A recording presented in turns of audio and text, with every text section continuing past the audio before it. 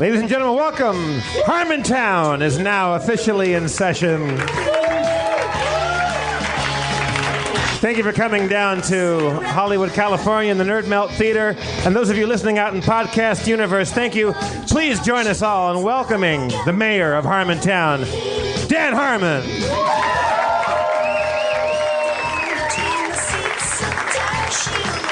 All right. Welcome. Welcome to my magical forest of microphones. I have tied a red ribbon around the one that has a pot of gold under it. Did you ever hear that leprechaun story? Jeff? Jeff, have you ever heard that old leprechaun story? There's not a single leprechaun story I haven't heard, Dan. The guy catches a leprechaun, and he says, "Give me your pot of gold," which is what you're right if you catch a leprechaun. But the leprechaun can still fuck with you a little bit. He has like options left. Right. And so this leprechaun says to the guy, I'll give you my pot of gold. Come to the forest tomorrow. It's under the tree with the red ribbon around it." Yeah.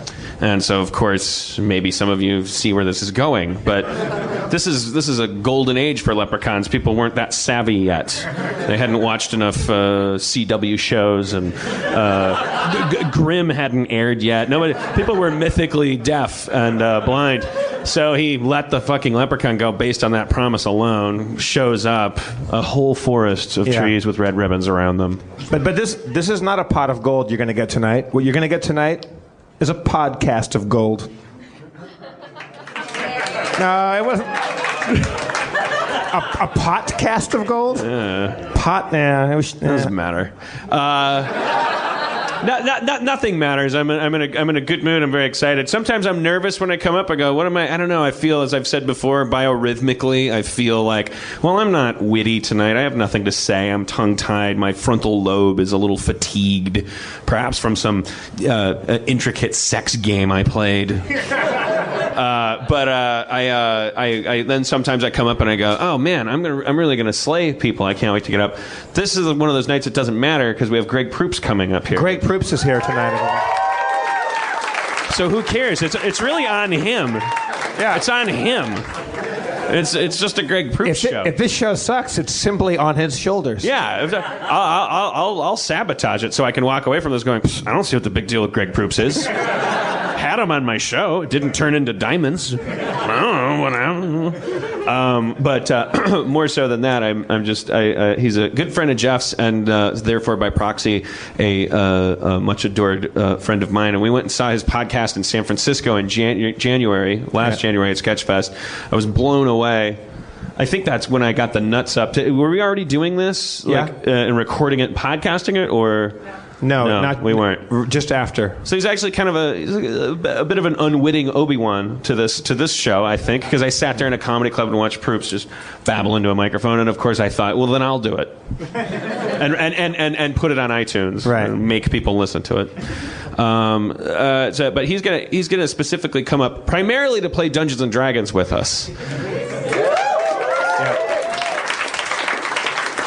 We have Spencer, our dungeon master, sitting anxiously on deck. Yeah, Spencer is like a Brahmin bull. Is that a kind Brahma. of bull? Brahma bull? A Brahmin bull is more of like a Hindu kind of thing. A Brahmin bull is no big deal. They're very relaxed. Yeah, they're in no danger at all. Health update.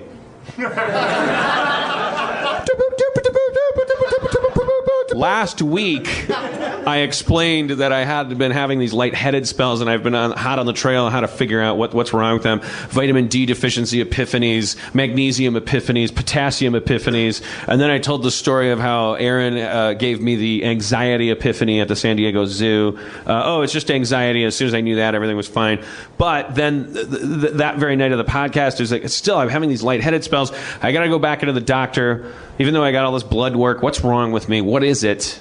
There's nothing wrong with my lab results. I go back into the doctor. I tell him about these lightheaded spells, and he diagnosed me.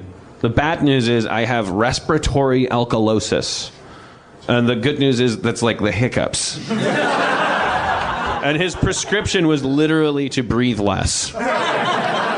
Respiratory alkalosis is when you accidentally hyperventilate. and that's it. You take, and it's a syndrome in the short term where you take you if you're undergoing stress, good or bad, you kind of accidentally breathe just a hair too deeply, then you get a little lightheaded, and then you go, I'm getting lightheaded, and then so you go, you flood your body with oxygen because you want to clear your head, and then it gets worse and worse, and then the worse it gets. And the one thing I hadn't tried, because it just doesn't seem like a good idea in those moments, is breathing less. And that's all I have to do, and I've tried it like 7 times. I've had like little things come out, and then I go, I exhale like if I have the hiccups, and then I just take shallow breaths. I felt like the biggest dick. Well, when you say breathing less, you mean inhale less? Yeah, don't take a big breath and hold it. Just exhale and hold it, which makes you feel like you're going to die, but then at the same time, it clears my head up. Doesn't that give you a stroke at some point if you deoxygenate your brain? Well, no, not when. Dan, breathe, for fuck's sake. Not when you have too much oxygen in your blood, which is why you're feeling lightheaded. It's fucking weird. Your body runs on this balance of gases, CO2 and O2, and if you have less CO2, even though CO2 is bad, it's not like we use it for anything, but if the balance is, I'm sure we use it for a lot. Don't write me any letters. You fucking CO2 heads. We use it for trees. Yeah, we give to the back to the earth. If it's slightly imbalanced, your body, you have a regulator in your head that will eventually make you faint. And what fainting is just your body going, this guy can't breathe right on his own, and just knock him out, and I'll take it from here. And then regulates your breathing, and you wake up. So, and I think that's why women fainted. You know, that whole fainting couch culture. They were wearing corsets and tying them really tight. So they were fucking with the balance of the gases in their bodies. So women were regularly fainting. And then the men who designed the corsets would say, well, you're hysterical. This is something that women do. They're psychos. Let's get that corset off right now. No, keep it on, but let's not let them vote. Okay, so... But I don't need to get political tonight because we have Greg Proops here. It's on him. No. Were you bringing him up? No. I will now. I wanted to update you on my respiratory alkalosis. It's a new thing I'm going to blame for everything. Respiratory alkalosis. So to recap, bring up the... I like that it has alcohol in it. I know. I no, believe me. He said it's respiratory alkalosis, and I went, oh, fuck, here it is. The glory days are gone. Yes. You have acute vodcosis. Yeah, I was so excited that it was an alkaloid thing. I was like, yes! 10 more years. 10 more years. 1 of drinking and 8 of not knowing what 8 plus 1 is. That was a quotable. You watched my brain die a little bit. Wait, I'm no scientist or a doctor, and I'm not bad at math and putting things together. But why don't you just wear a corset? That's a good idea. Stick a corset on. Well, I don't know if the corset makes more CO2 or less CO2. I don't know why women were fainting. It makes it harder for you to inhale oxygen, so you're probably too much CO2, right? Yeah. So okay, I'm going to start wearing a corset. I mean, not that you haven't lost a lot of weight, but still, it can only help. Two birds with one stone. I'll wear like a really tight Shatner girdle. Yeah, you look like Robert Mitchum, and I'll just have a hair trigger for challenging people to fights. It's like, what are you talking about? Get up here! I won't accept it. Just punch you out. You sir, have seen a sweat, and then I'll just make out with the nearest, most racially diverse woman in the audience to simulate her being green. Wait, you're only going to fight when you're on stage? Yeah, I don't know, man. I lost track of what I was saying. Let's try to. I don't want to get on a lot of tangents tonight. Is it because you hung out with Greg Proops right before the show?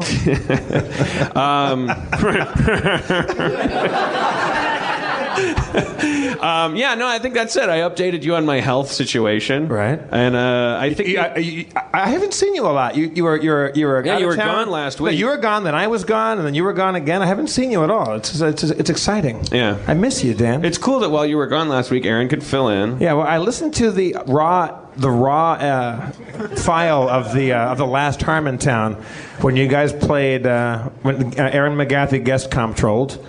And I heard the Dungeons and Dragons, where we introduced a new character. Yeah. Yeah. And that character became was very vocal. It was very adamant, very proactive about becoming a permanent member of the adventuring party. Yeah, but, I mean, part of it, a lot of it was kind of overtly begging to be a regular member of a campaign. Jeff and Aaron have kind of a sibling rivalry. He calls her the girl in the treehouse, or the little sister in the treehouse. She's like a little sister in a treehouse. Yeah. Our next guest was described by Herman Melville as the biggest asshole that ever sailed. No. He's an awesome, really. He's truly the smartest man in the world, and he hosts a podcast called The Smartest Man in the World. He blew my mind in San Francisco. He's one of Jeff's very good friends from the Who's Line world, and he's amazing. And we're thrilled to have him here as a surprise friend. Let's bring Greg Proops up. Greg Proops, everybody.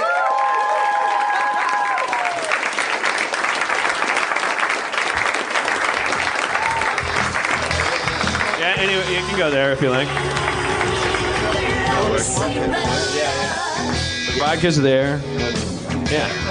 Greg Proops, yeah. You know, I've been sitting backstage listening to this, what is it, carbon dioxide you're talking about or whatever? What a load of shit, ladies and gentlemen. There's no global warming. I don't know what the fuck he's talking about. If you just breathe normally, penguins never die. See, I never read the paper or anything. It's good to have somebody up here who's informed. Yeah. What was it, oxygen and carbon dioxide, was it? Yeah. There's a delicate balance between them in your bloodstream. I feel weird standing in front and then staring back over my shoulder. I like that Greg Proops. Kelly McGillis on the Top Gun poster. Queen to Rook 4. The most dangerous game of all. You're not hunting a human, but human chess. The most dangerous game is when you're just loose on an island. The human chess is actually relatively safe. You could end up being like one of many pieces that lives to the end. Sorry. Greg Kitten. Yeah. Dan Kitten. Greg, would you rather sit? Well, no, I don't want Dan to be uncomfortable. He just said he didn't want to look behind him. Oh, sit here? There you go. All right, thank you. Is that what comptrolling is, moving chairs? I've always wondered. Shouldn't it be chomp trolling then? Thank you for that mild laughter. That's what... That jape actually warranted that small of a response. You were exactly right in your measured and fucking well thought out response. Greg, might I say that I appreciate you spending the last 10 minutes in the green room alone with the vodka, and then you came on stage and went headlong straight for the vodka again. My glass was almost empty when I got out here, and my entire life flashed before my eyes. Like a Guy Madden movie, perplexing. Like the edge of the pool is no longer, you just start to panic in the deep end. Yeah, exactly. Except the deep end consists of a deep level of lack of vodka. Exactly. It's like an ever-diminishing vanishing point full of vodka. We should have Spencer come up and start prepping his little table, right? I always make that mistake. We've had Spencer up here. Is Spencer here? Yeah. Oh, okay. There he is. All right. Spencer, everybody. Hi, Spencer. Spencer, of course, for those of you just joining in, Spencer is our 6'11" D&D dungeon master. How's your parents? They don't want me to live with them. I was just being a dick. Oh, we don't do that in Harmontown? I'm sorry. Oh, I'm sorry. I forgot this was a basket of cookie kind of place. I didn't realize it. I brought a basket of vitriol. That's so inappropriate. It's a safe place, but like Oscar the Grouch on Sesame Street, I mean, you're welcome within our. If you have vitriol, we're only going to make you feel good about having it. Okay, thank you. Because I felt uncomfortable just then, but now I feel better again. See, that's what we do. Next week you'll be farming potatoes with us, and I'll see you on the ice. So Greg has never played Dungeons and Dragons before, correct? Even though you No, but I will say this, and I hope I'm not stepping on any pointed shoes that curl over like that are made of green felt when I say this. I think dragons are a plague, and I'll go further. They have to be eradicated. And even if it requires going to a secret place, such as a cavern or perhaps an area on top of a mountain that they live in, I am willing to go through the series of questions that have to be asked and obstacles that have to be surmounted, and perhaps even groups of gremlins that are filled with animosity toward anyone who's heading toward the dragon. It sounds like I know you've never played before, but it sounds like you're going to do great. I don't play it professionally, but in my mind I've played it many times. The dragon is my agent, and the mountain is Wilshire Boulevard. It's pretty weird how I play it. Did you ever play Hot Lava when you were a kid or anything like that? Like just make believe on the playground? Yeah, Hot Lava was a goodie. We also what I love we actually played Ring Around the Rosie when I was little, and isn't that like a medieval? Yeah, that's from the plague. Right. I mean, why are we playing plague games? Did you have? Was that even a game? It's just a fruity dance. Right. It just ends with everyone laying down, right? Well, that was the best part. Everyone would lay down. Oh yeah, ladies' man coming exactly. through. At 4. Greg, I wonder, would you like to share my popsicle? I could split it in half. Greg, even though you did not play Dungeons and Dragons, you did, if I'm not mistaken, wear like a cape or a top hat at some point? Didn't you have some kind of gothy affected clothes? Well, I don't know, gothy, douchey. I went to my junior prom and I carried a cane. That was 1976, ladies and gentlemen. That was fine. Thank you very much. Same hair, parted down the middle. Same hair, parted down the middle. Okay, thank you. That was probably... And no, I didn't get any. No? No, unsuccessful night at the junior prom. We went to Portland, and there's no segue. I wore a sky blue tux, if you're interested. Sky blue tux. Yeah, with a waistcoat. And you affected a cane as well. I carried a cane that had a lion head on it. And, right. The lion head was in order to keep pussy at bay. Beating them up with a stick, even though you weren't beating them up with a stick. I could have dipped that stick in ambergris and dollars and never got a girl to come near me. Doubloons. When did you find your sexuality? When did you become the rampant sexual mare that I'm sorry, stallion rather? So ambivalent and so passive aggressive what you just did. We don't have enough time to discuss the mayor comment. Backhanded Davis. Yeah. I don't know, probably 15, I think. I had a girlfriend when I was 16. Is that too late in the game? That's young. Is it young? Yeah. All right. Yeah, thank you. That was Dan's girlfriend, Cloud. It was. I'd like to point that out. It's an ally. You were starting a thought, and I rudely jumped back. I was starting a new thought, though. If we want, we could keep following the. Do you want to talk about when you lost your virginity? Oh no, not at all. Right. No. Do you Unless this is the Opie and Anthony show, in which case it's a de rigueur. We went to Portland. And Portland is a very liberal, progressive city. There's a lot of deconstruction of a lot of boundaries going on there. Things that you wouldn't even expect to need to be deconstructed. We went to a bar called the Green Dragon. Aaron went to the bathroom. Again, a place that I would avoid. Until the dragon is slain, I shall not be going through the portals of the Green Dragon. Sorry, Dan. She came back and a little traumatized and said that the bathrooms, instead of being men and women, were sitting and standing.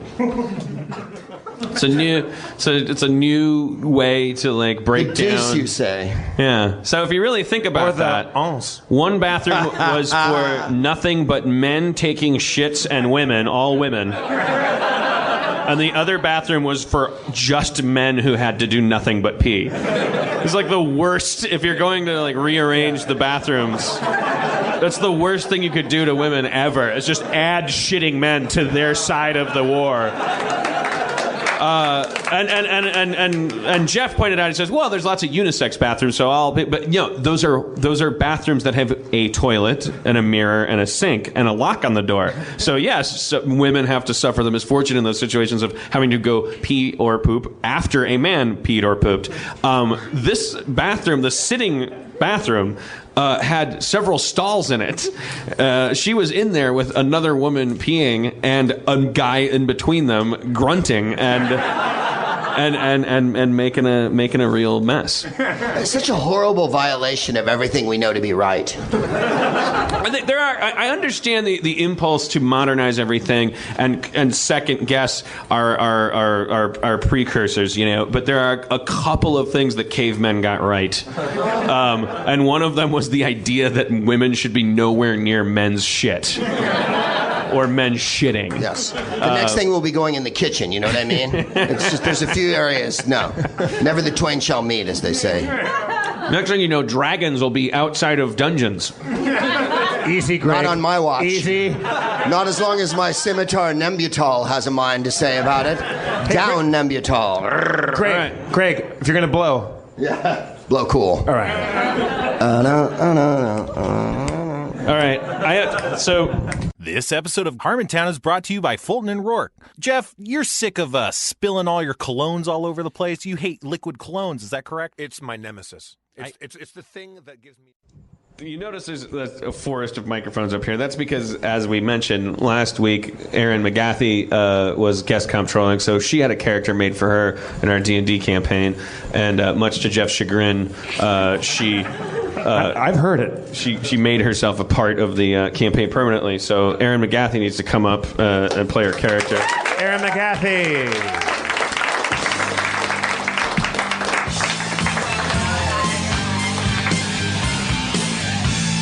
And then we welcome back, in his selfless role as the puppeteer of the cosmos, Dungeon Master Spencer. Spencer, everybody. Who can forget? How's it going, you guys? Greg, I'm sorry about that neck kiss. I forced you into a neck kiss. I didn't even notice. I was just happy to see you again. You were the only person who applauded during one of the earlier things I said. This crowd is mounted against me like a fucking Romney rally. They're Harmonites. I mean, they have a xenophobic anything that's not Harmon. Oh, because I'm an Auslander? Yeah. But that doesn't mean they don't accept you. It's just they're protective of me. They're scared you might go for my throat. I understand. I had a dog when I was a kid that bit a guy because he was throwing away newspapers and he was holding a wire and he was protecting my brother and we had to put it down. Oh, no. All right, let's move on. Did that story really end with the death of a beloved dog? Yeah, it did. Could you Fuck, tell you're the brave kids? like Disney. But then there were puppies. When we got home, there were puppies. We bought a zoo.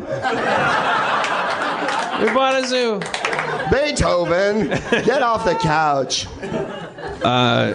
So you are never more than 5 minutes in the movie We Bought a Zoo from a character shrugging and saying, "We bought a zoo." I just want you to know that. And that is never a sign of a confidently written film. Imagine if you were watching Star Wars and every 5 minutes someone just went, "Star Wars." They never said it once. You know? Citizen Kane never was. No one ever went, "You're a real Citizen Kane. You're fired, Citizen Kane." It's I don't know. But Dan, what compelled you to buy that movie? Because first of all, I've never heard of it. Second of all, what the fuck? We went through every fucking movie ever. We watched Savages with Travolta. Yeah. We watched Safe House. Safe House. Which one's Safe House? Well, it's everyone. Asked a and weird it's no D&D character. I don't know, man. I know we walked away from Portland $177 into bad Hollywood. Like they got us. The house won. You bought these or rented these? Well, I don't know. What do you call it? At the hotel. Yeah. I got Yeah. you. All right. And I rented a lot of movies while Dan was sleeping. And he woke up to We Bought a Zoo. It's not about me. Dungeons and Dragons. We bought a zoo. We bought a zoo. Yeah, But a zoo of terrible that's movies. fine. It's fine that you bought a zoo. The problem is then you made a movie about it, and I'm watching it. You have my money. We bought a zoo. Dan was half asleep during the entire movie. It was just waking up in like a fever dream saying, "Bought a zoo?" And then back asleep. Say it one more time. Because they would do there was no conflict in the movie. They bought a zoo. If you mapped it on my story circle, 6 of the 8 points on the circle would say we bought a zoo. Wow. To be fair, in the middle of the film, the truth that they arrive at is that they bought a fucking zoo. To be fair, that movie was written using a story puddle. Halfway through, do they lose the zoo? No! Halfway through, they said we bought a zoo, which they bought on page 10. They fucking bought it, and then they just sat on it and ran it. Well, a tiger died. So they kept contriving things. This is based on a true story about, guess what? They bought a fucking zoo and nothing happened. It's like based on a true story about going to the dry cleaner. So if you make that into a movie, you have to break it up with contrivances. It rains in the movie. It rains for days. It's not going to rain. That's what like they're sitting there like these writers are going like, what is the enemy of a zoo? What's the Mecha Godzilla to a zoo's Godzilla? Rain. I never go to the zoo when it rains. God damn it, Preskin, you're a genius. And then but okay, how do you get rid of rain? Wait a while. Sir, you wait. And then it stops raining after a while. God damn it, you're right.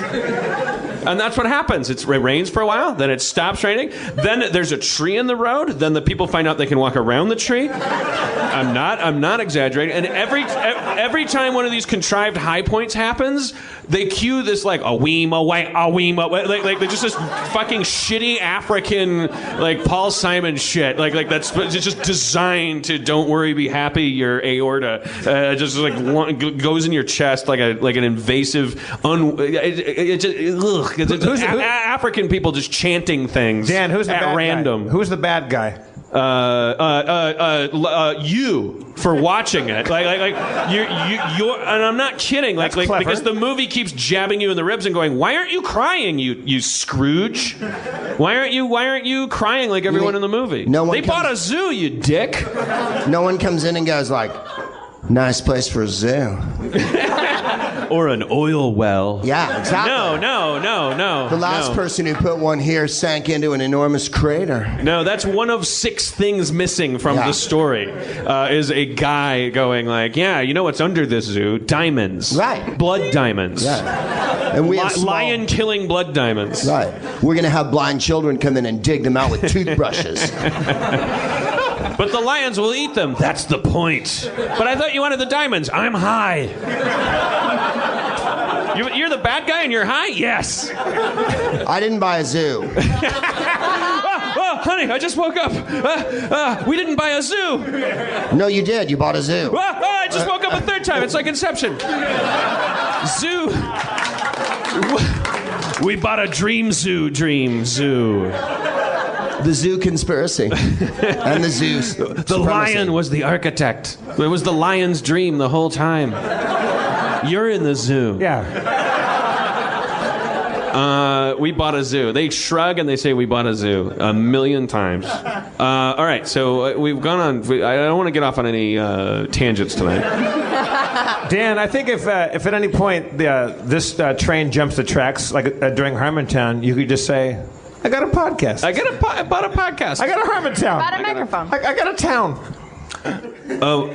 Kettle One tweeted me today. Whoa. And? Well, I'm just saying, in a world where we're doing sponsor bits, I have a relationship with Kettle One, both internally and externally. I have a fundamental relationship with Kettle One in that it's the spinach to my Popeye. You have respiratory alcoholism. and then now they're my Twitter buddy.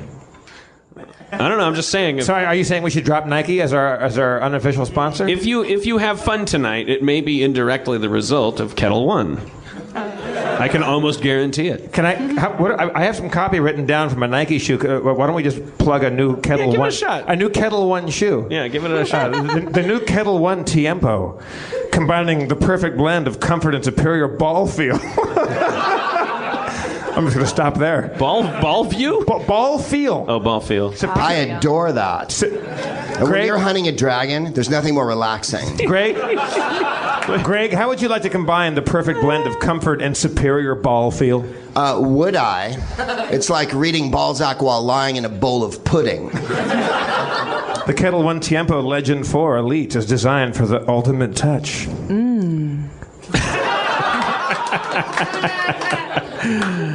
I heard that. You can't make a shoe and say ball feel. Spencer, distribute the character sheets. Can you pass this down to Jeff? Spencer is now This one distributing goes to our Dan. Dungeons and This is Dragons that point in, character in sheets. each episode that all you ladies look forward to. It's our. What the fuck is this? It's. Who's Jeff? That's, I'm Cork. That's Jeff. Pass it all to Jeff. Yeah, pass those ones to Oh, Jeff. okay. And You don't have one yet. I'll give you one. oh, he's going to give you one. Yeah. Thank you, Spencer. You have to be woven into the tapestry of our fate. Okay. Many thanks to you, weary traveler, and I hope that upon the path we travel, good fortune will find you. Holy shit, we got to get this guy in the game.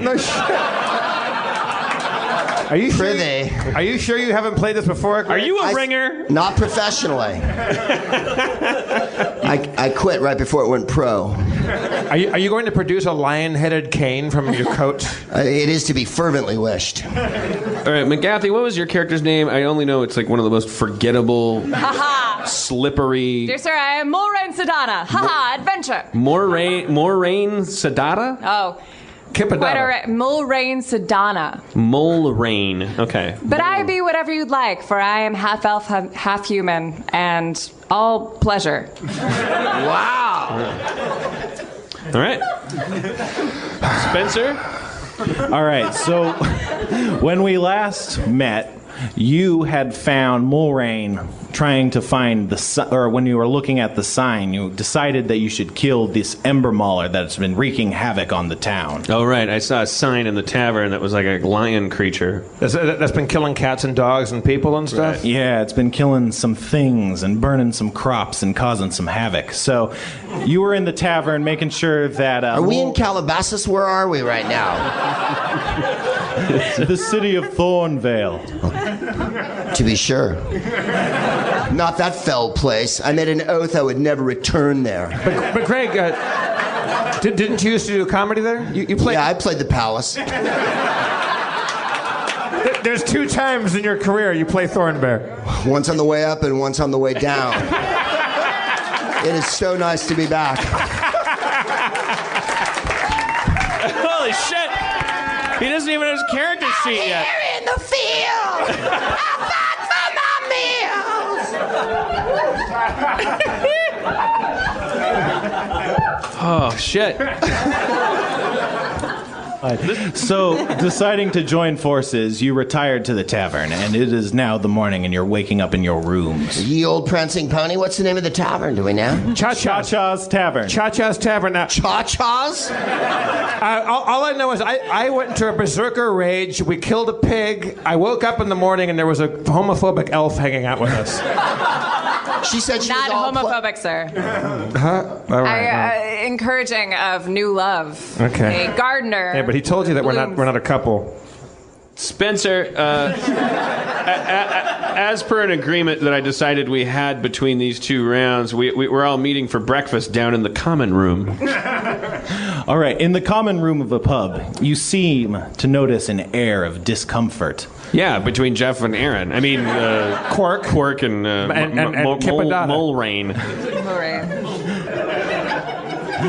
There appears to have been a fire the night previous, and people think it might be resulting from the Ember Mauler's assault. Oh, a fire in the town? Yeah, some people are talking. You're hearing people talk about fires in the pub. What's this town's name? Thornvale. Thornvale. Finally, a conflagration has consumed that cursed place. Wait, who's this guy? Wait, no. Sharpie Butts-a-lot. Methinks we have a new member to our team here. A voice speakers from the table yawn. Is that true? Or is he just a disembodied voice? He's a disembodied voice. Oh, shit. I am Percocet, the giver of feelings that are wild. My humblest apologies, Sharpie. I slept very hard last night. Yeah. Dear Pv, now that you're awake, may I offer my apology for suggesting that there was a romantic relationship between you and Butts-a-lot. I was asleep. I just heard about it. Well, either way, I apologize. I love happiness and balloons. I'm like a rainbow. You don't know where I start or end. Balloons don't achieve. Gentlemen, please. My character sighs loudly. We have lately just rode in. Who must one fillet in order to obtain ale in this shithole? Sharpie, I say we out into the streets and conquer this deadly beast that be thwarting the cats and dogs of Thornvale. We out into the streets, Spencer. You see the scene of a fire. It's a farmhouse, or was. Nice. Sharpie, methinks we are in business. I like that he didn't want to roll the dice on making the pause. He didn't want to take a dramatic pause. He's like, fuck these guys. They talk about can't give them an inch of leeway. It was a farmhouse, or was. It's just good writing. If he paused, one of us would talk for 10 minutes. I examined... Farmhouse? More like a farmhouse. We bought a farmhouse. What are we going to do with all these domesticated animals? I hope there's no dampness. I examined the remains of the farmhouse, Spencer. You see an old man crying over the remains of his farmhouse. I'm not good at language. Sharpie, you want to talk to the old man? Oh, Greg can play the old man. You can play the old man, yeah.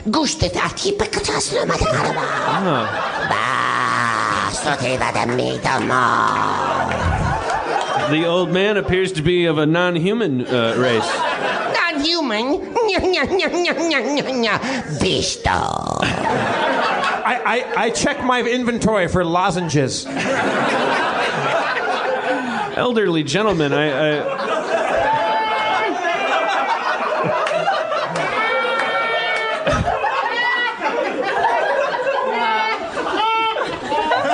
Also here? I cast Ricola. Ricola's faithful lozenge.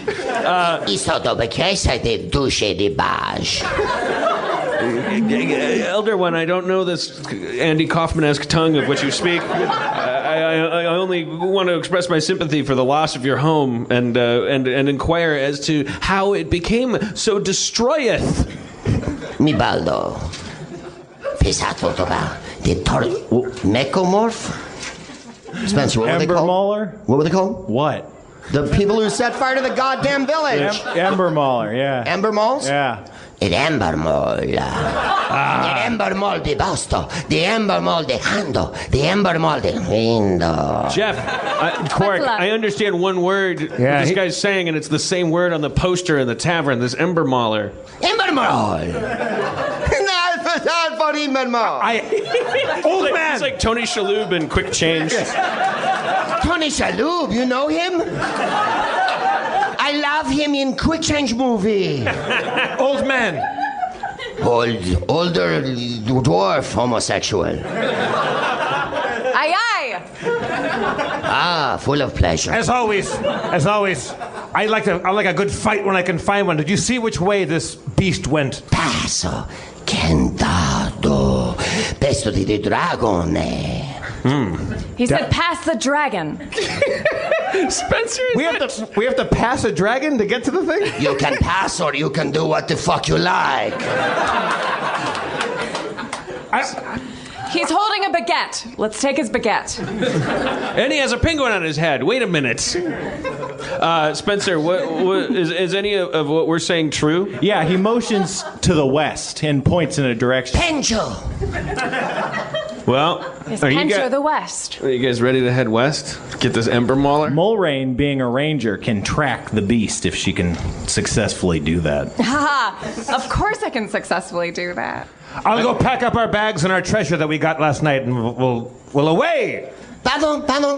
He wants a tip. He wants a tip. It's customary to tip people after asking them about their Here's breakdown 4 house. I give the old man 4 coppers. I give the old man a bag of dirt. And I give him a promise that his children will walk upon the rainbows. Mi scorsa. Io ritorno 2 friends at douchebag. I'm sorry. Hey, as we walked down the road, I whispered to Sharpie, was that guy Jewish, Italian, French? I think that character was a real Eurail pass. I am doing Christophe Lambert, Highlander. He can hear us. He can hear us. Run. My hearing is acute. Run! I am not acute. My hearing is acute. I am also Chico Marx. This way, friends. Adventure. We head west. By the way, I thought Mulrain was a dude. Mulrain's a dude, yeah. I am a dude. Did I say she? Yeah. Sorry, guys. Quite all Sorry, right. audience. I'm so attractive that sometimes I appear to be a woman because I'm so beautiful. Spencer, how are we traveling? By foot? On horse? How are we going? You're walking on foot. Mulrain's leading the path, bending over and looking at all sorts of signs and symbols of possible animal This way. passing. Regard my asshole. You come upon the remains of a burned field. The path seems to stop. No one walk on this field. It's burned. Stop. Well, that means the Mulrain must have been here. The Ember Mauler. Ember Mauler. Mulrain is That's Embermall. Oh my God, he followed us. He's like a homeless guy in Koreatown. Shoo! 4 coppers, you cheap son of a bitch. Oh man. Wait, Spencer, I pick up a stick. I throw the stick back toward the town.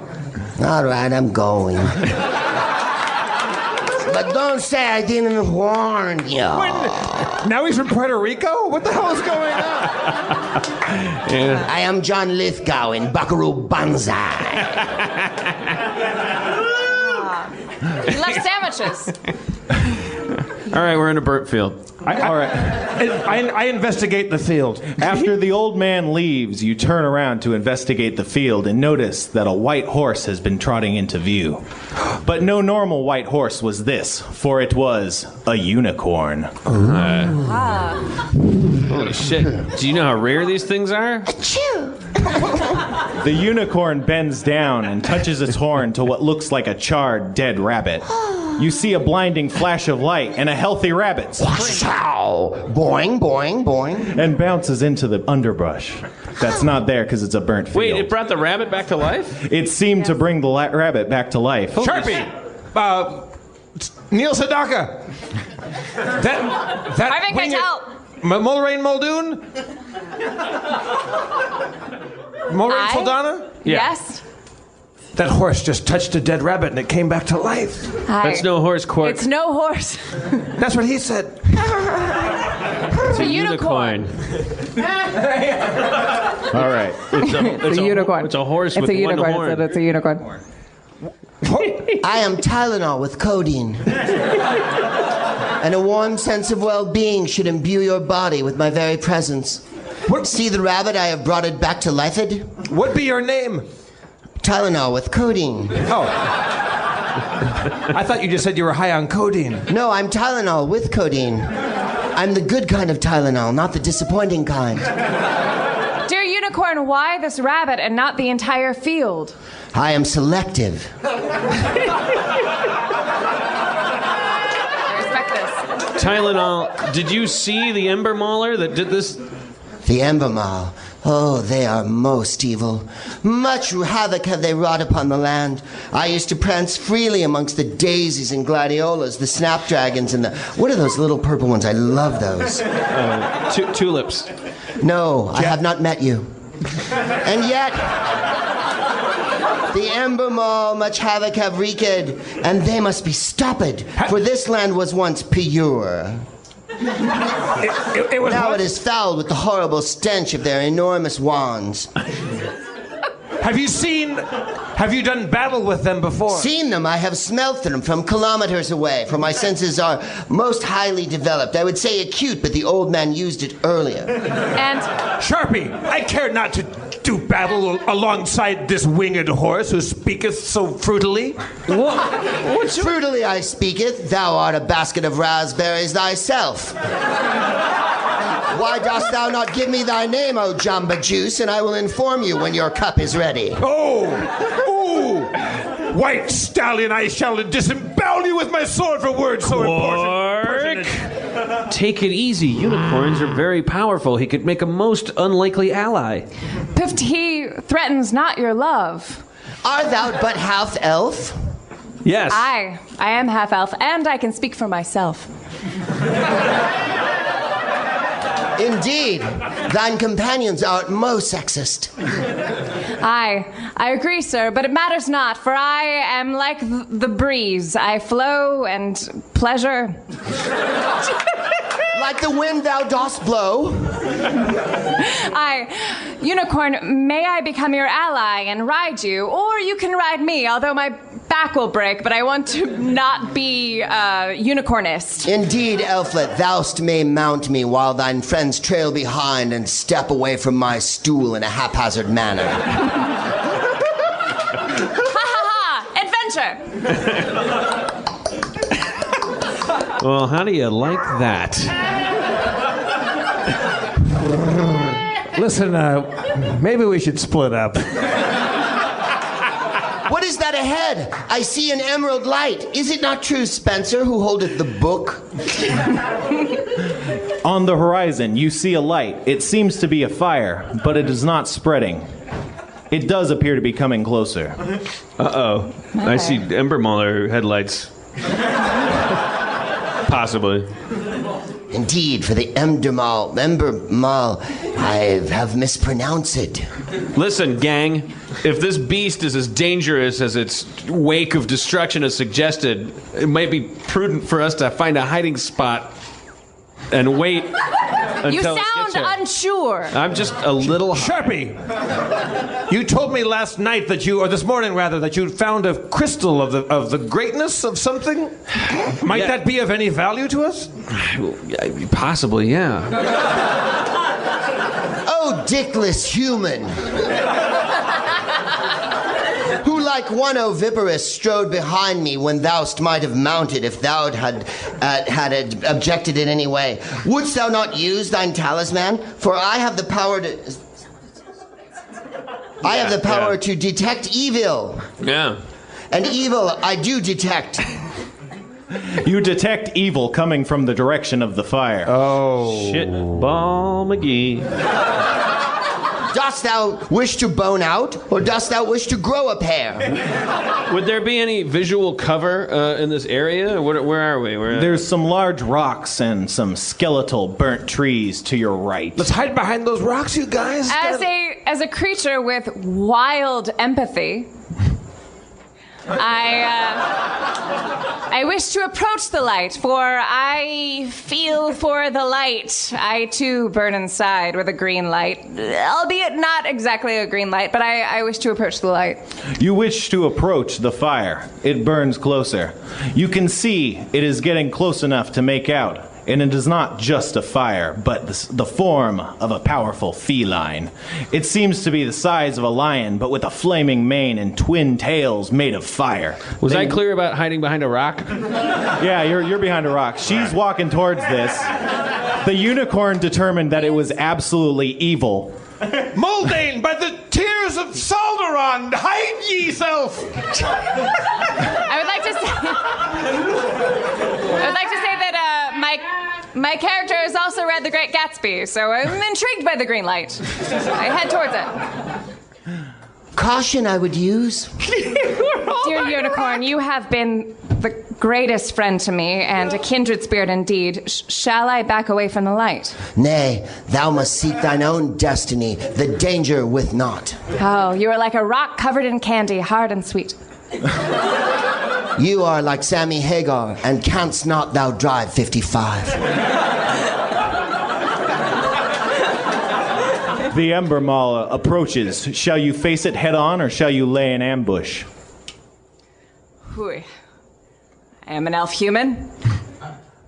Sharpie, you are titular leader of this group of headless worms. That's why I'm behind a rock. I call back to Sharpie for advice. Sharpie! Get behind a rock! Go straight at him! Just do it! A fuck of cluster this be. Art there no leaders amongst this group? If it's me, everyone's behind a rock. Hey, Muldain, don't you have arrows? Fire a couple of those off. Dum-dum. Thank you. Thank you, sir. I shall not take dum-dum personally. I fire off 14 arrows. All right, well, you can only fire off a couple at a time. Well, You I loosed fire an off arrow. 2, and then 2, and then 2, and then 2, and then 2, and then 2, and then 2. 14. 7 times has she let her bow sing against the air. If she's doing that, I hide behind a rock 7 times. 7 times hast thou cowered like a gerbil's yarbles. Also, I put a bedroll on my head. Unable to see, you fire an arrow wildly. It flies past Quark and lands harmlessly in the ash dirt. Oh, man.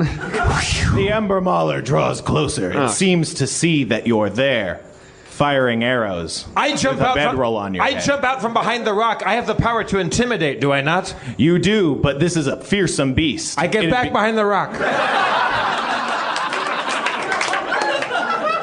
I had a rush of blood to the head. Your intimidation does not last very long, and you are soon quickly found behind the rock again. I present a torch to see what the green firelight. I'm thinking say this it was a was bad green? idea, everyone. I thought you did. I don't think I did, sorry. Well, the elf human's mind is imaginative.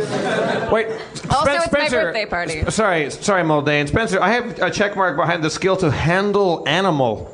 Yeah, this is a magical creature. It doesn't work like an animal. I'll take. Sorry, back behind the rock I go. Sorry, guys. I dropped my wallet over there. You hear a ferocious roar and a burst of superheated air rushes past the rock. You can tell that it's very close. Jesus Christ. Wait, is it targeting us? Yeah, it's coming toward. It's been coming towards you. Oh, man. Sharpie, you use your magic, man. Okay, all right. I'm a barbarian gnome. I got a sword and a backpack. I needed to wait until a point when there was no choice but to fight. Look, we've all had some drinks. Could everyone stop bitching at one another? Listen, you're a horse. I've been walking in your poop for the last 45 minutes, man. My plume is my glory. I said poop. My what? Your poop. Stop talking. Small dwarf-like thing. I cast Summon Monster. All right, what monster would you like to summon? Like a orangutan or a spectral dog? An orangutan's a monster? Look, I bought a zoo last year. I summon an orangutan. A green monkey springs into existence. It charges out from around the rock and engages. You said green, right? Or did I imagine that? No, it wasn't green. Where are you getting this from? Let me get this straight. An orangutan charges around the rock. Guys, just take it easy. This is all going to solve itself. Okay. I summoned an orangutan.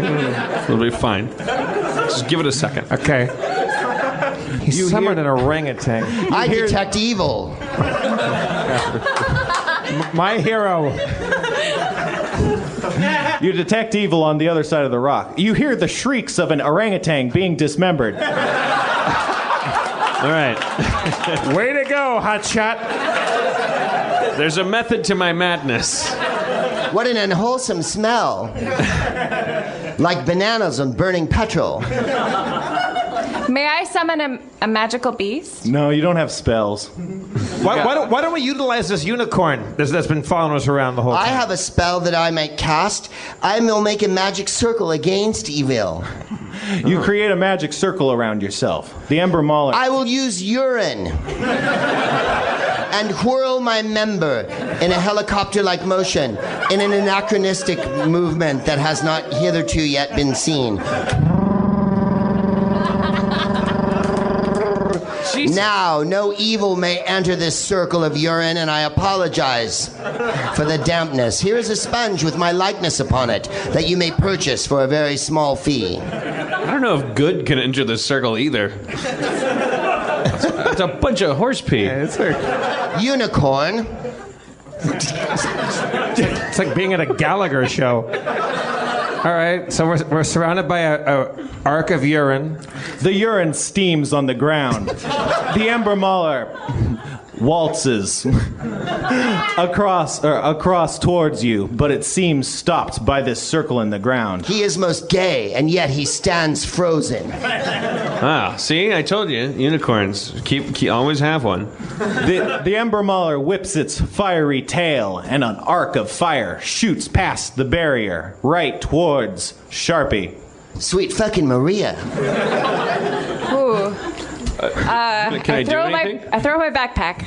You throwing your backpack, it catches flames and intercepts the attack. Oh, thank you. Oh, it intercepts it. Yeah, it does. This time, All right.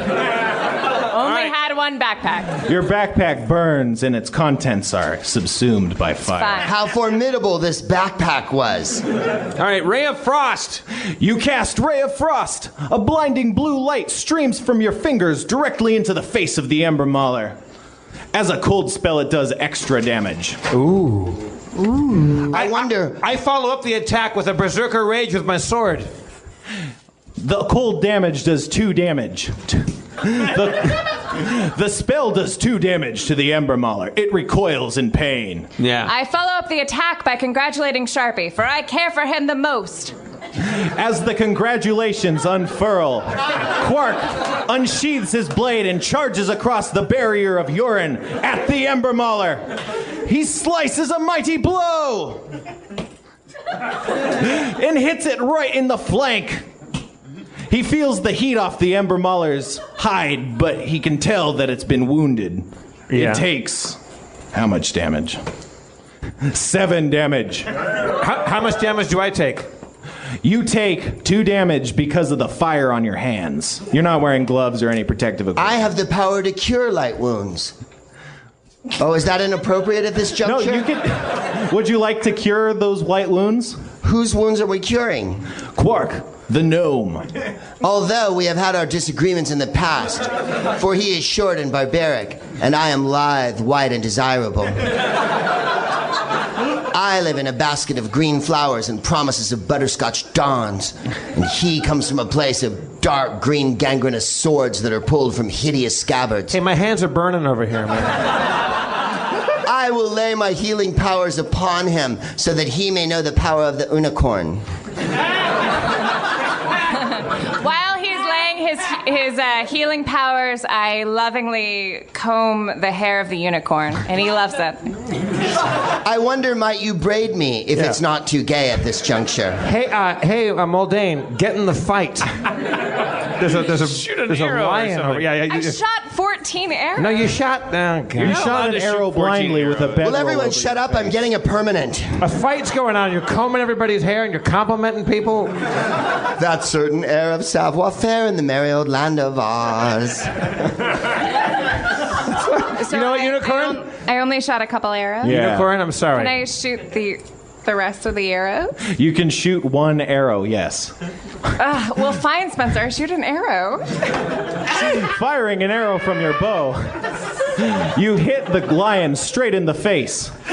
The arrow burns, but it is punctured deeply. Who broke my heart? You did. Straight to the target and... Nobody? I shoot another arrow. Through my heart. Shoot that poison arrow. Spencer, with throwing knives do any good? Probably not, right? It is the Ember Mauler's turn. Sorry. Circling around the circle of urine, the Ember Mauler tries to find a weakness. He scratches at the dirt, and some ash slides over the circle of urine, breaking the magic circle. Oh, shit. Breach! The Ember Mauler roars. We got Ember Maulers in the wire. Ember Maulers in the wire.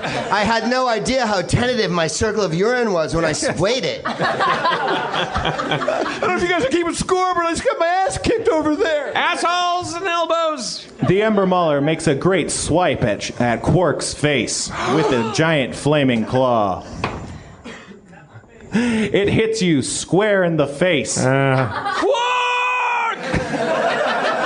Oh, troll who I have disagreed with. He's a gnome! You bitch! You may know him, but I just met him.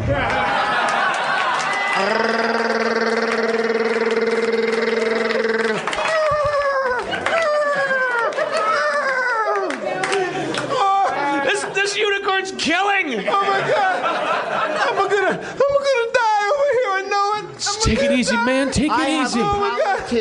I have the power to cure moderate wounds. Your face I will sit upon and let my magic juices flow. Oh, God. And thus will you be repaired back to look like Ellie Mae from the Klempet family. In a possibly not official rage, I cast magic missile at the. Yeah, thank you, man. A lot of fans here. As the unicorn is healing the gnome, your magic missile looses forth and hits the ember. And this is like a romantic, like you can see the trembling in my blushing cheeks. There's something going on. There is an homosexual ecstasy in his fighting. No! The missile is bright red with rage. Yeah. And yet the sperm count is so low. I'm dying over here, you guys. I am sitting on your face as fast as I can. The missile strikes the ember mauler for 4 damage. Oh, all right. Sweet. In later levels, I'll be much more powerful. I use my whip. All right. Pulling the whip from your back pocket. Front It's an pocket. actual back pocket. Okay. What? I don't know what's happening, you guys. I'm trying to DM. I don't know. Well, does she have a whip? Yeah, she has a whip. She's got a whip. She has 2 magical... She's also got like 5 backpacks. For all you people who actually care about Dungeons & Dragons, Qual's Feather Token is a magic item that can turn into a magical whip. Ha-ha! And your mom is calling right now. It's time for dinner. Mom! I'm with my friends! I don't Bring the Hot Pockets down here! All right, you can have them down here once, but you've got to keep it more quiet. I make eye contact with Quark, making sure that things are cool between us. Quark's eyes are blocked by the ass of a large unicorn. My white flanks will issue their healing serum upon your visage. Can you not feel the... I'll tell you what, Tylenol. If I had a nickel. You would have 5 cents. Note to self, never have moderate wounds. Note to self, always do Johnny Carson. I gotta say, I'm feeling pretty good down here. Of course. What issues from me can only make one feel better. I am Tylenol with Codeine. Hey guys, I got a unicorn's ass on my head right now, but did you guys kill that ember maw yet? Not yet. It has like 30 hit points, clearly. Keep using plosives. It feels awesome. Tylenol with codeine. Be there any magic in your horn? I beg pardon? In my own world I was for but a moment. What is it, Elflet? I was hoping that you had magic in your horn. Indeed, Perhaps... my horn is spoken of in many lands, and thou dost quake at the very thought of my horn filling one. You know what? While I'm hearing... As he says that, Spencer, I look at my sheet and I'd like to do handle animal again. I am not an animal. I am a being from beyond your imagination, whose power cannot contain your paltry fucking thoughts. Oh, Gnome. Yeah, I just rolled the dice and he rolled better than you, so you didn't handle him successfully. There's a fucking monster. What is this, Dick Cavett? What the Ember Mauler pounces on Mulrain Sedana. No! Wait, who pounced on The me? Ember Mauler. Oh, It's been here for a while. Help! Guys, let's just wait him out. Good idea, Gnome. Oh, guys, come on. I have a piercing horn, now that you have mentioned it, oh, Elflet. Seeth here upon this piece of paper handed to me by yon magician, I may attack with my horn, and I bid you all good day. Though I may die against the Elfamore, what's he called? Ember Mauler. Him too. Both of them will tax my bravery to the utmost, and yet I bid you adieu. O Gnome, my flanks say much thanks to you. O Sharpie, the courage I hope you may find within, and Elflet, I leave my heart with you. Indeed, literally, here it is. It's in a small baggie made of Ziploc. And now I will heartily fuck off and pierce this Endemol with my horn. As the Ember Maul is pouncing on Mulrain Sedana. Someone in the front row is yawning copiously right now. I just want you to know that my monologue was like fucking... Yeah. The unicorn plunges its horn deep within the flank of the Ember Mauler. Zorch!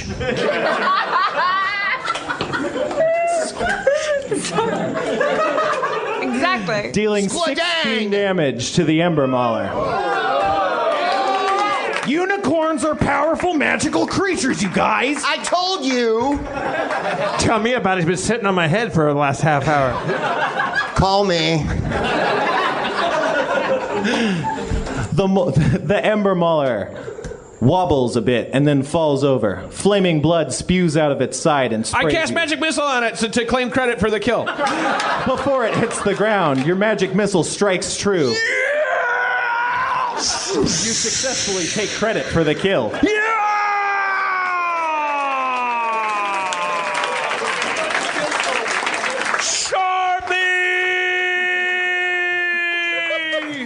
And Romney takes Ohio.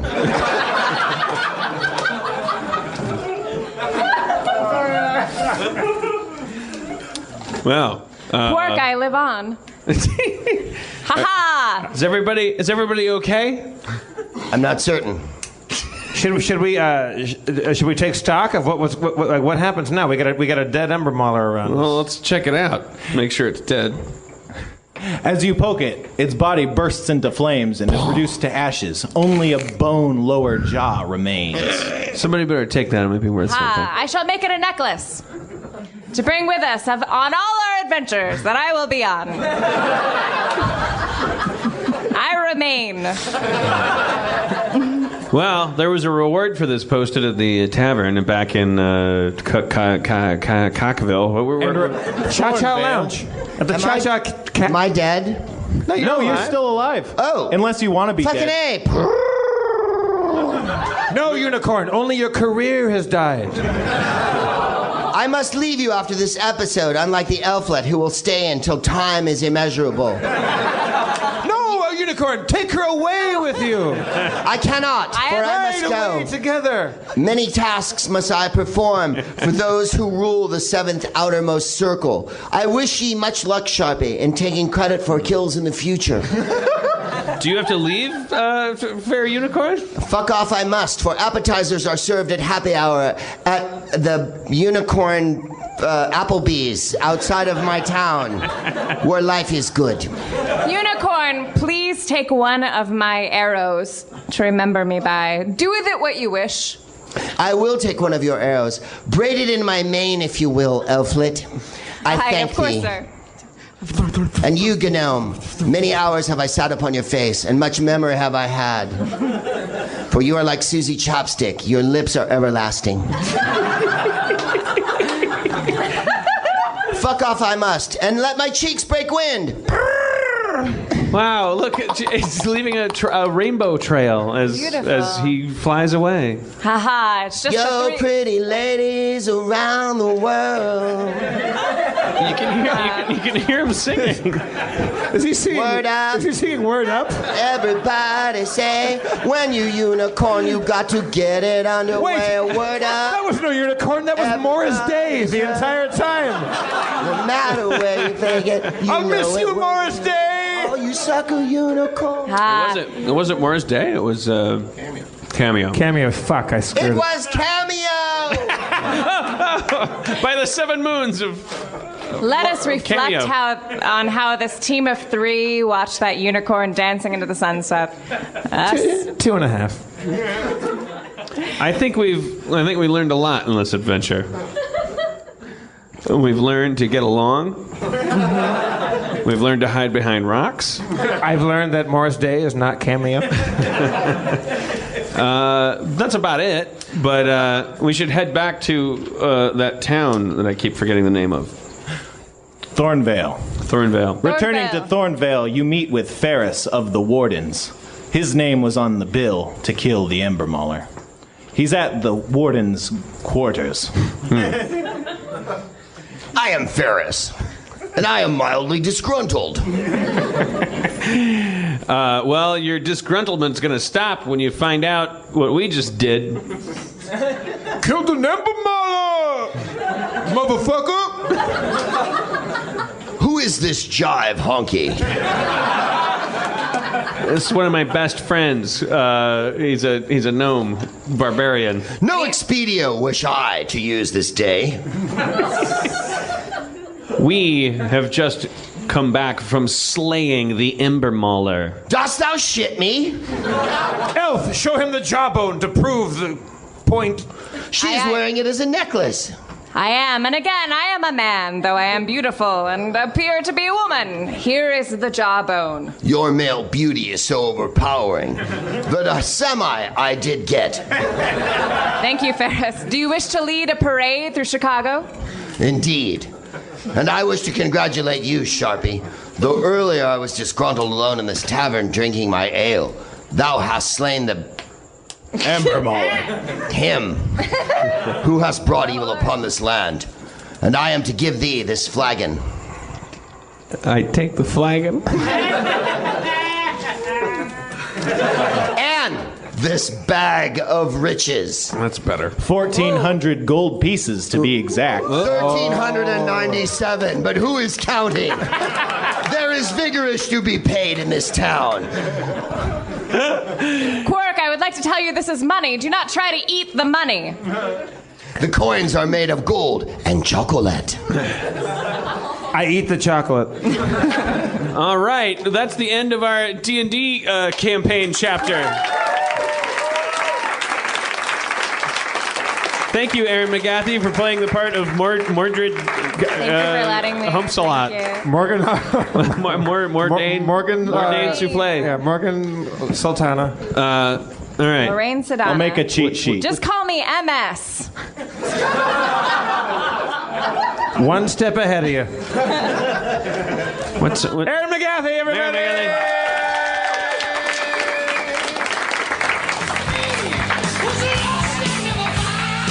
And Spencer, everybody, our dungeon master, of course. Yeah, Come on.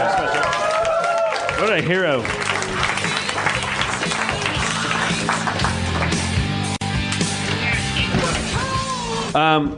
So, how about that Romney? Wow. He's all different than the other candidate. Greg, I met Greg for drinks before the show, and I said, "Is there anything you want to talk about?" He said, "Just no politics."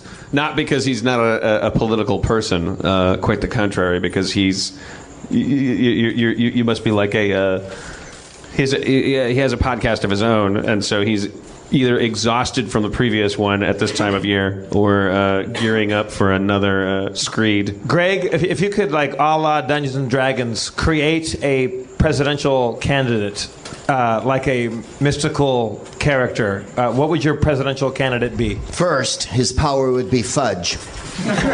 Because no one doesn't like fudge. Secondly, he would raise the dark cloud that has been visited upon this land and replace it with one of menthol so that we could all breathe freely. Thirdly, those who are in want would suddenly have the succor that they need and would be able to drink from a cornucopia of delicious peach-scented beverages that would provide all the nutrients they needed. And lastly, healthcare. That's separate from succor. Oh, no, succor is delicious, but it's not healthcare. Universal succor we will all receive. And also don't you think, wouldn't that be great if a candidate promised universal succor? He just dodged the issue then. Everyone would talk about healthcare, but he's like, no, succor. Yeah. That you get. And he just kind of threaded that needle and won. Succor is fine. And so, like, I'm not saying we should socialize medicine. I'm saying we should socialize succor. Yeah. You're promising fudge, succor, and the pursuit of happiness. I think the pursuit of happiness is misleading because no one really knows. There's no consensus on happiness. Like, some people are happy when they're shooting people in the face. Exactly. If you're a Republican, if there's a bunch of ugly people in a room screaming and shit, you're like, fuck, this is awesome. And then if you're not, you're like, fuck, this is scary. So that's where I come down. This crowd, of course, has been living on D&D and comic books, so they don't know what I'm talking about. There's an election this year. That's where politics gets really complicated, though, is the basic fact that as primates, we all just want each other to like each other. And so sometimes it's very easy to just say, hey, whatever makes you happy. And then sometimes we have a very simple answer for exactly what we want and what makes us happy. And then sometimes the line gets very thin and very wide and very blurry because what we really want is for everybody to like us. And so sometimes the way you get people to like you is by being unhappy, for instance. Yeah. We all have friends in this room who are a little more comfortable depressed than they are joyful. Sometimes I feel that way. Like I'm it's kind of Munchausen syndrome where you're like, it could be better, and you feel the love come in, and that's how you get it.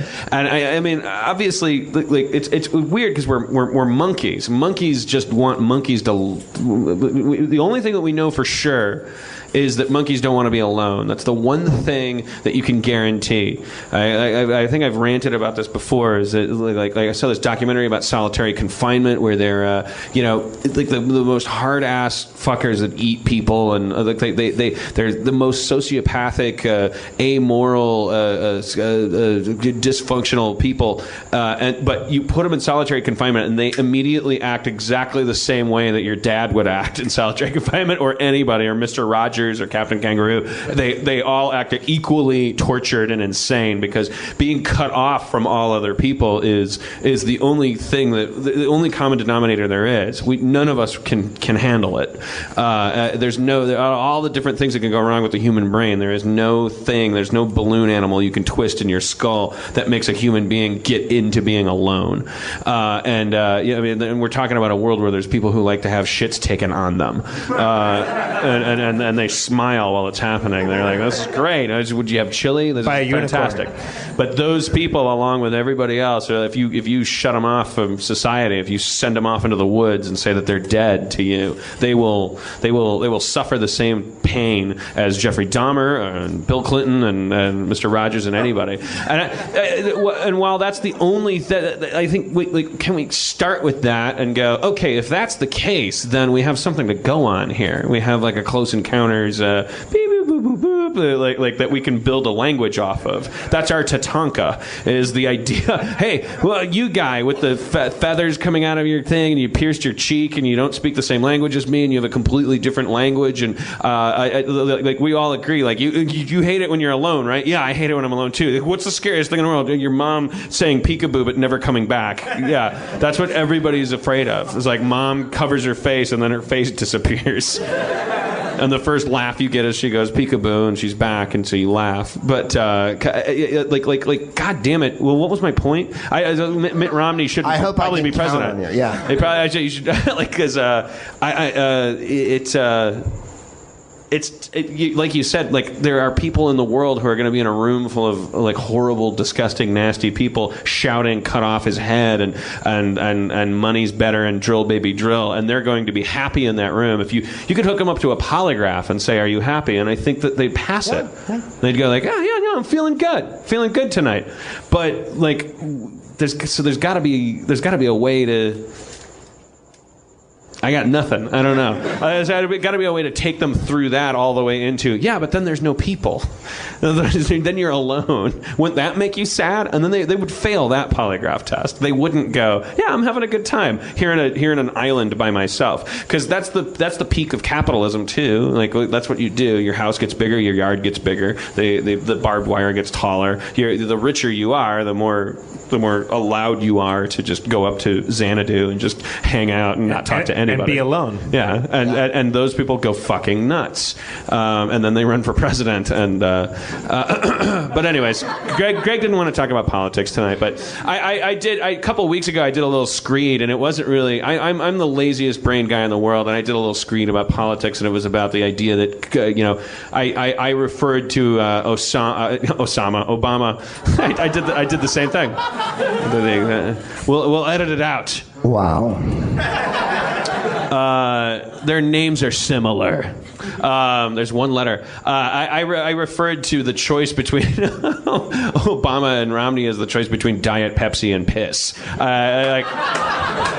Neither of them is water. Neither of them is what you need. But I ended that rant by on a base that might make some of these 25-year-olds think that I was like a libertarian or something, which is not. Not that either. That's not it. I'm just a big, fat, lazy, tired, sad, cynical fucker. And every 4 years I go and I pull the lever for the Democratic candidate just because I don't want to be part of anything bad that happens. But I resent the fact that that's why I'm pulling a lever, and I resent the implication that that's an act of revolution, because it's not. And nothing's ever going to change as long as we keep being convinced that that revolution happens behind a curtain booth. That's a scam in itself that we're buying. I think that things need to change a little more. I read that Al Gore is like getting into he's actually coming out and saying, fuck the Electoral College. We have to change it completely, right? We have to drop it. 12 years after the fact, but yes, he is.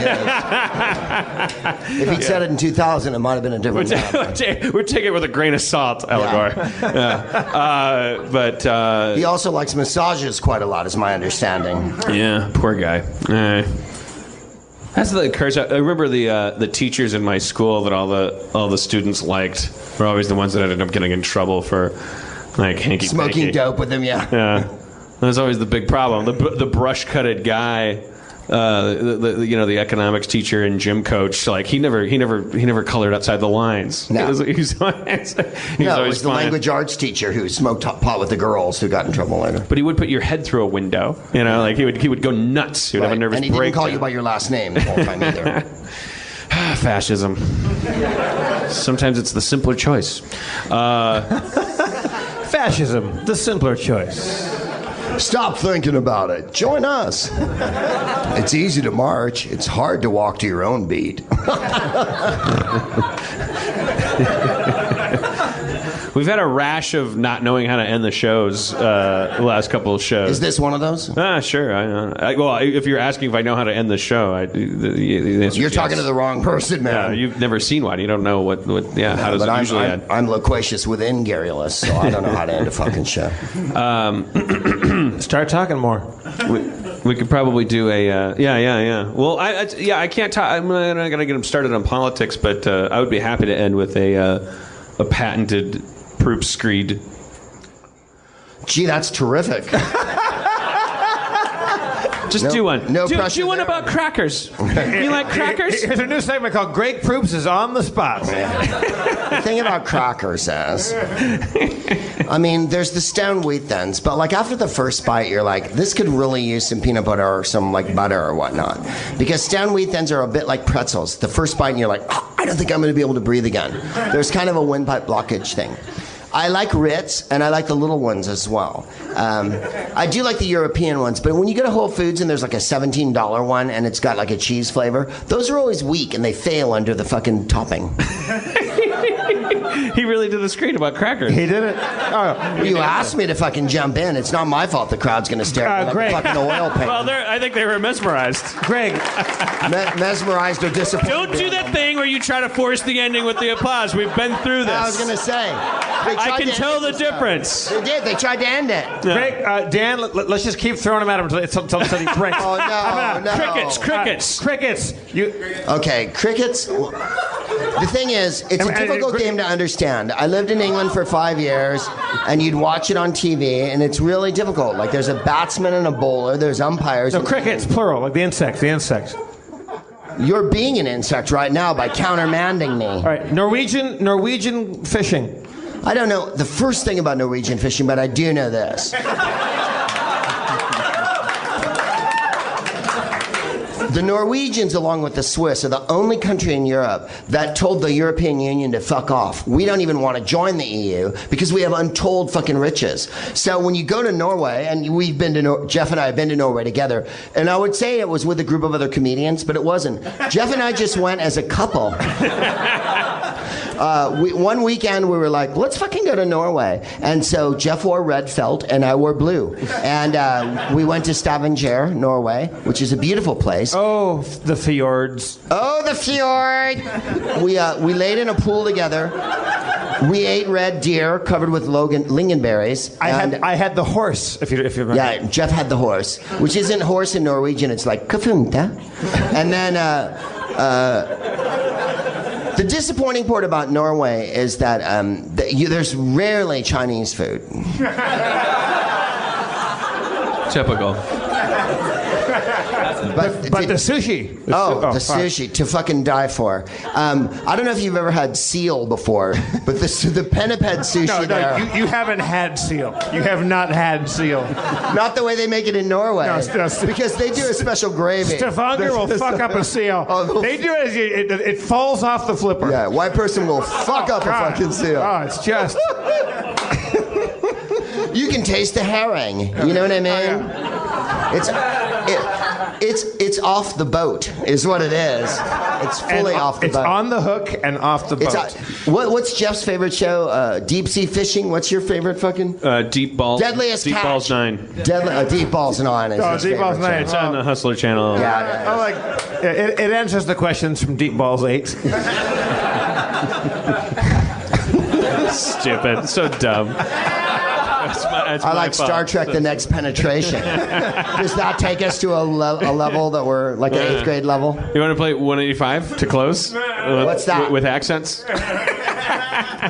No, nothing. It was a comedy sports reference. Greg and I traveled the world doing low-level short-form improv, but highly successful. And when we were in Norway, fireworks. Greg, we have the two of you. We've learned from previous podcasts that I'm a great beatboxer, and we have the two of you who are professional musical improvisers. I could lay down a beat. You could get a topic. You could do a little rap. It won't be the first time you close the show that way. We'll say goodnight. Yeah, let's get out of here. Kick the beat. And then you get the suggestion over the beat like that. Okay. Sure. Go on, G. Greg. You are an excellent beatboxer. Yeah. Harmontown. In the house. Yo, Nerd Melt. Yo, Greg, what should we get for a suggestion? Jeff, it's all about freestyle. Why all don't you get it? All right. I'll just go from what we did tonight. Yo, we played a little D&D. There was a girl on stage. Greg Proops was all the rage. However, there was a little animosity. Yeah, and some publicity.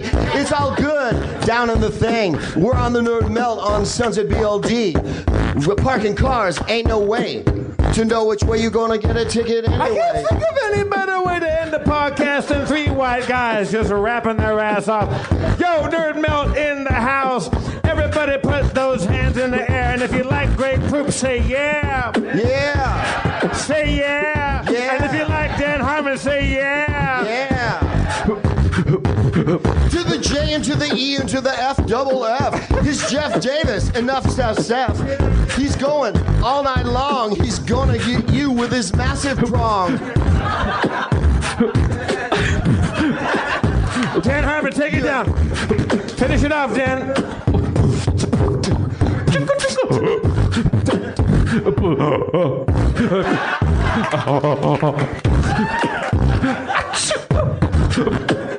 Yeah, motherfuckers. Thank you, Harmontown.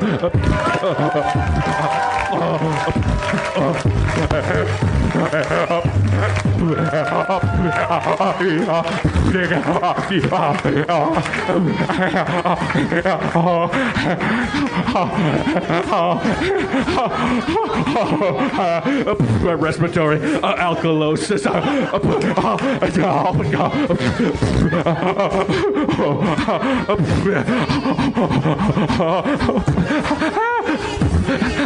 We want to thank Katie Levine, our audio recording, Zach McKeever, tech, Emily Gordon, producer, Daniel Kramer, program director, Dustin Marshall, podcast producer, Mo Fathelbab, our director, Jenny Fine, our artist.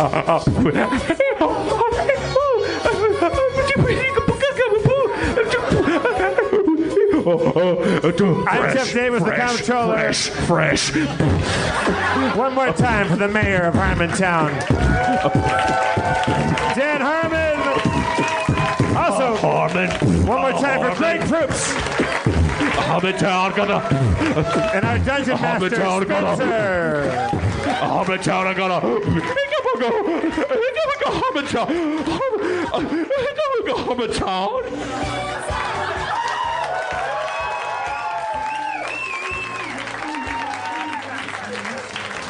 Thank you for coming, everybody here at Nerd Melt, listening on Podcast Land. You guys are fantastic.